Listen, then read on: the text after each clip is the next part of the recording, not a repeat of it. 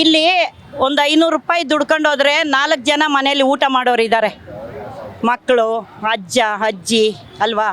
ಇದನ್ನೇ ಬಡಿದು ಎತ್ತಿಸ್ಬಿಟ್ರೆ ಇಲ್ಲಿ ನಾವು ಕಳ್ತನ ಮಾಡಲ್ಲ, ಗಾಂಜಾ ಮಾರಲ್ಲ, ಇದನ್ನೆಲ್ಲ ಆಗ್ತೀಯ ತಾನೇಮ್ಮ ನೀನು. ನನಗೆ ಪಿತ್ತ ನತ್ತಿಗತ್ಬಿಟ್ಟಿದೆ, ನಾನು ಸುಮಾರು ಟೈಮ್ ಮಾತಾಡಿ ಆಯಿತಾ.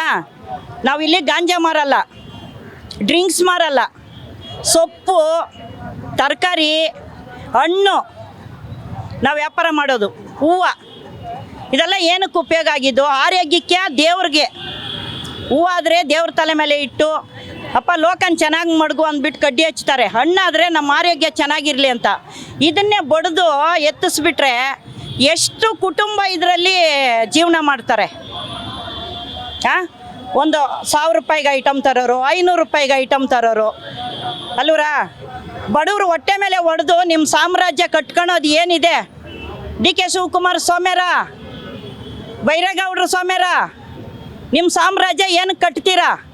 ನೀವು ಬನ್ನಿ ನಮ್ಮ ಜೊತೆಯಲ್ಲಿ ಬಿಸಿಲು ಮಳೆ ಗಾಳಿನಲ್ಲಿ ನಿಂತು ಇವರು ಏನು ವ್ಯಾಪಾರ ಮಾಡ್ತಾರೆ, ಎಷ್ಟು ದುಡ್ಕೊಂಡು ಹೊಟ್ಟೆಗೆ ತಿಂತಾರೆ ಅನ್ನೋದನ್ನು ಆಲೋಚನೆ ಮಾಡಿ. ಬಡವ್ರ ಕಷ್ಟ ಏನನ್ನೋದು ಗೊತ್ತಾಗುತ್ತೆ. ನೀವು ಇದ್ದ ಜಾಗದಲ್ಲೇ ಇದ್ಕೊಂಡು ಬಡವ್ರ ಹೊಟ್ಟೆ ಮೇಲೆ ಹೊಡಿಬೇಡಿ, ದಯವಿಟ್ಟು ಹೊಡಿಬೇಡಿ, ಬಡವ್ರ ಹೊಟ್ಟೆ ಮೇಲೆ ಹೊಡಿಬೇಡಿ ಆಯಿತಾ. ಆವತ್ತಿನ ಜೀವನ ಆವತ್ತು ಸಂಪಾದನೆ ಮಾಡಿ 100 ರೂಪಾಯಿಗೆ ಊಟ ತಿಂದುಬಿಟ್ಟು ಮಧ್ಯಾಹ್ನ 50 ರೂಪಾಯಿಗೆ ಅನ್ನ ಸಾಂಬಾರು ಈಸ್ ತಿಂದು ಸಂಜೆ 50 ರೂಪಾಯಿಗೆ ಅನ್ನ ಸಾಂಬಾರು ಈಸ್ ತಿಂದು ಒಂದು ಟಾರ್ಪಲ್ ಹಾಸ್ಕೊಂಡು ಮಲ್ಕೊಂಡು ಜೀವನ ಮಾಡೋರು ಇಲ್ಲಿದ್ದಾರೆ. ಅವ್ರಿಗೆ ಮನೆಗಳಿಲ್ಲ ಆಯಿತಾ. ಎಲ್ಲ ಊರಿಂದ ಬಂದುಬಿಡ್ತಾರೆ. ಯಾಕೆ ಗೊತ್ತಾ? ಬೆಂಗಳೂರು ಹೊಟ್ಟೆಪಾಡು. ನಾವು ದುಡ್ಕೊಂಡು ತಿಂದರೆ ನಮ್ಮ ಉಸಿರು ಇಲ್ಲಿ ಕರೆಕ್ಟಾಗಿ ನಮ್ಮ ಜೀವನ ನಾವು ಬದುಕಂತೀವಿ ಅಂತ ಬರ್ತಾರೆ. ಅಂಥವ್ರನ್ನ ಹೊಟ್ಟೆ ಮೇಲೆ ಹೊಡೆದು ಅಯ್ಯೋ ಅನ್ನಿಸ್ಬೇಡಿ. ನಿಮ್ಮ ಸಾಮ್ರಾಜ್ಯ ಇದನ್ನು ಹೊಡೆದು ಬಡವ್ರ ಹೊಟ್ಟೆ ಮೇಲೆ ಹೊಡೆದು ಸಾಮ್ರಾಜ್ಯ ಕಟ್ಟೋದು ಎಷ್ಟು ದಿನ ಗೋಪುರ ನಿಲ್ಲಲ್ಲ ಅಲ್ವರಾ. ನಾನು ಕೈ ಮುಗಿದು ಕೇಳ್ಕೊಳೋದು ಅಷ್ಟೇ. ಬೀದಿ ವ್ಯಾಪಾರಿಗಳಿಗೆ ನೀವೇನು ಸೀಟ್ ಹಾಕಿ ಸಡ್ಡು ಕಟ್ಟಿ ನಮಗೇನು ಅಂಗಡಿಗಳ ಥರ ನೆರಳು ಮಾಡಿ ಕೊಟ್ಟಿದ್ದೀರಾ? ಇಲ್ಲ ತಾನೇ. ಅಧ್ವಾನವಾಗಿ ಬದುಕ್ತೀವಿ. ಬಡವ್ರ ಹೊಟ್ಟೆ ಮೇಲೆ ಏನು ಕೊಡಿತೀರಾ ಹೇಳಿ? ನಿಮಗೆ ಮುಟ್ಲಿಲ್ವಾ ಇದು? ನಿಮ್ಗೆ ಅಯ್ಯ ಅನ್ನಿಸ್ಲಿಲ್ವಾ ಇದು?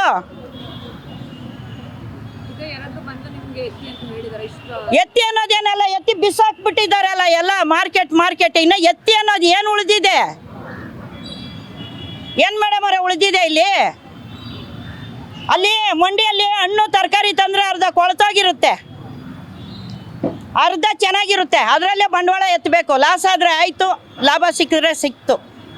ಅಂಥವ್ರ ಮೇಲೆ ಏನಕ್ಕೆ ನಿಮ್ಗೆ ಈ ಕೋಪ, ಈ ರೋಷ? ಇನ್ನೂ ಅನುಕೂಲ ಮಾಡಿಕೊಡಿ.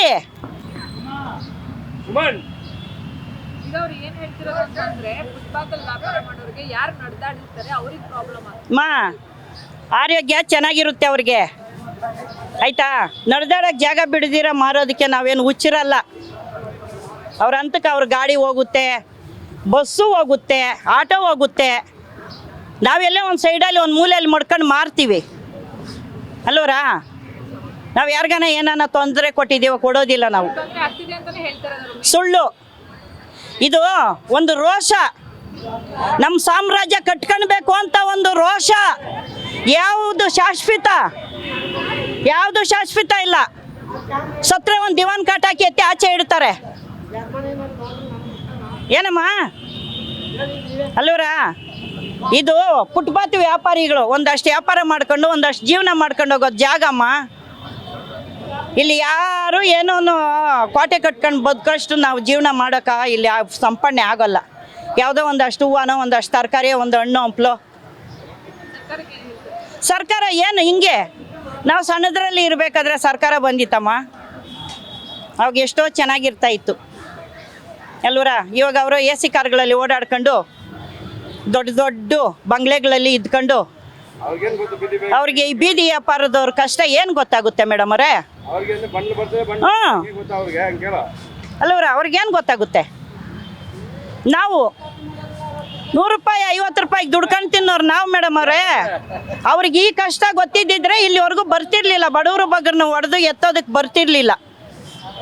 ಏನೋ ಬೀದಿ ವ್ಯಾಪಾರಿಗಳು ಅದೇನೋ ವ್ಯಾಪಾರದಲ್ಲಿ ಸಿಕ್ಕಿದ್ರೆ ಸಿಕಾರಿ, ಇಲ್ಲಾಂದರೆ ಬಿಕಾರಿ ಅಂತ ಗಾದೆನೇ ಇದೆ. ಒಬ್ಬರು ದುಡಿದು ಒಂದಷ್ಟು ತರಕಾರಿ ಸೊಪ್ಪು ಏನಾನ ಒಂದಷ್ಟು ಗೈಕೊಂಡು ಹೋದ್ರೆ ಅಜ್ಜರು ಮನೇಲಿ ವಯಸ್ಸಾದವರು ಅವ್ರ ಜೀವನಕ್ಕೂ ಆಗುತ್ತೆ, ಅವರು ಮಕ್ಕಳು ಹೆಂಡತಿ ಮಕ್ಳಿಗೂ ಅನ್ನ ಆಗುತ್ತೆ. ಇದ್ರ ಮೇಲೆ ಹೊಡೆದು ಏನಿದೆ ಹೇಳಿ? ಇಲ್ಲ ಏನಾನ ನಾವು ಯಾರಿಗಾನ ತೊಂದರೆ ಕೊಡ್ತೀವ, ಇಲ್ಲ ಏನಾದರೂ ದರೋಡೆ ಮಾಡ್ತೀವ ನಾವು? ಇಲ್ಲಮ್ಮ. ಒಂದಷ್ಟು ವ್ಯಾಪಾರ ಅವ್ರವ್ರ ಜೀವನ ಮಾಡ್ಕೊಳಕ್ಕೆ ಬಿಡಲಿ, ನಾನು ಕೈ ಮುಗಿದು ಕೇಳ್ಕೊತೀನಿ.